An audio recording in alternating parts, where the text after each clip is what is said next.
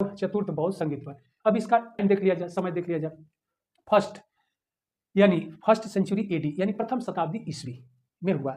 Okay, इसके पहले की जितनी संगीतियां हुई ईसा पूर्व में हुई, ध्यान रखिएगा, बीसी में हुई, जबकि यह लास्ट यानी चतुर्थ जो थी यह संगीति का आयोजन प्रथम शताब्दी ईस्वी में हुआ यानी एडी में हुआ। इंपॉर्टेंट स्थान कुंडलवन में हुआ, यह पड़ता है कश्मीर में। अब यह बिहार के क्षेत्रों से बाहर हुआ, उत्तर पूर्व के क्षेत्रों से बाहर हुआ यानी उत्तर पश्चिम के क्षेत्रों में हुआ। क्लियर बात, क्योंकि कश्मीर बिहार से उत्तर पश्चिम के क्षेत्र में पड़ता है, तो उत्तर पश्चिम के क्षेत्रों में हुआ यानी कुंडलवन में हुआ। अध्यक्षता यानी प्रेसिडेंट कौन थे? वसुमित्र थे, इसकी अध्यक्षता वसुमित्र द्वारा किया गया। शासक कौन था? रूलर कौन था? कनिष्क था, कुषाण शासक कनिष्क, बहुत इंपॉर्टेंट है।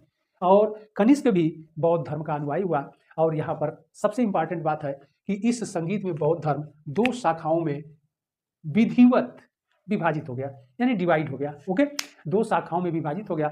नंबर 1 है हीनयान और नंबर 2 है महायान।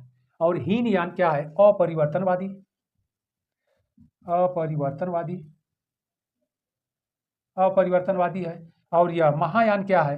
परिवर्तनवादी, परिवर्तनवादी है। तो यह बहुत इंपॉर्टेंट है। यही फोर्थ यानी चतुर्थ संगीत में जो विभाजन हुआ, यह विभाजन फिर बना रह गया, फिर कभी नहीं मिल पाया और बौद्ध धर्म फिर विभाजित होते हुए आगे बढ़ा।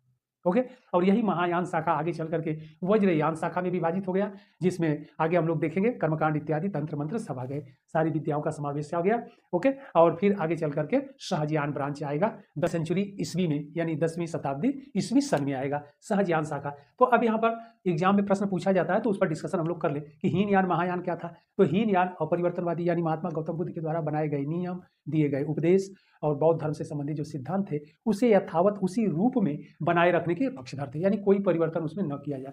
लेकिन महायान जो ब्रांच था, शाखा, ये परिवर्तनवादी था, यह लोग उसमें परिवर्तन करने के पक्ष में थे और परिवर्तन किए भी। ओके, ध्यान रखना है कि चतुर्थ बौद्ध संगीति जो कश्मीर के क्षेत्रों में हुई, यहाँ पर भाषा का भी अलग प्रयोग किया गया, यहाँ पर कुछ ग्रंथों का भी संकलन किया गया, उसको भी हम लोग देखेंगे। तो वह सबकी भाषा जो रहेगी संस्कृत रहेगी, यानी यहाँ पर संस्कृत भाषा का प्रयोग किया गया, जबकि इसके पूर्व के 3 काउंसिल में पाली और अर्धमागधी का प्रयोग किया गया था। ओके, लेकिन यहाँ पर संस्कृत।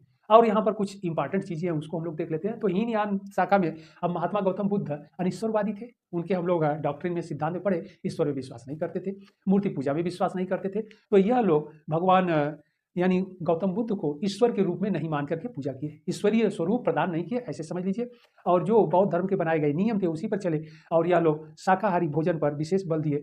और महात्मा गौतम बुद्ध जो स्त्रियों के संघ में प्रवेश के तो प्रारंभिक रूप से सपोर्टर नहीं थे, समर्थक नहीं थे, लेकिन आनंद के कहने पर प्रजापति मतलब मौसी को, प्रजापति गौतमी को और फिर आम्रपाली